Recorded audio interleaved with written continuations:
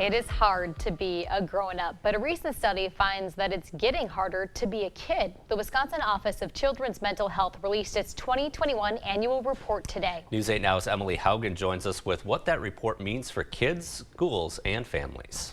Mike and Amy, Linda Hall, the director of the Wisconsin Office of Children's Mental Health, says these problems can start at the beginning of life, but they can be addressed from the beginning too.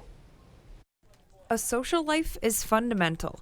That's what the Wisconsin Office of Children's Mental Health found in its report this year. We can really start to just grasp onto other people's identities and not really know who we are.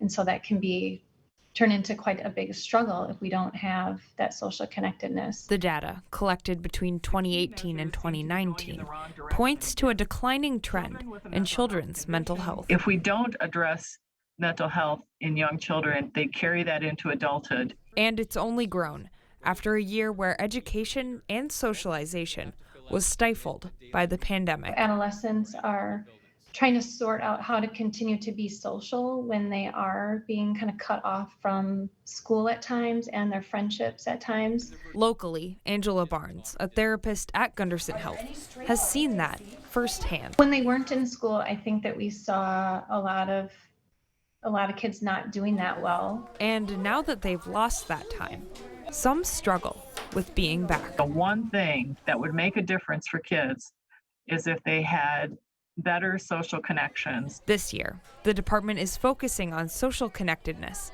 a theme that builds on everything in a kid's environment. Family, supportive adults, early education, peers, and culture. A climate that is formed from birth, but not everyone has every building block. Still, as long as the ones we do have are healthy and robust, it offers us a lot of resiliency. Both experts told me that though there is a problem, parents can help address it early.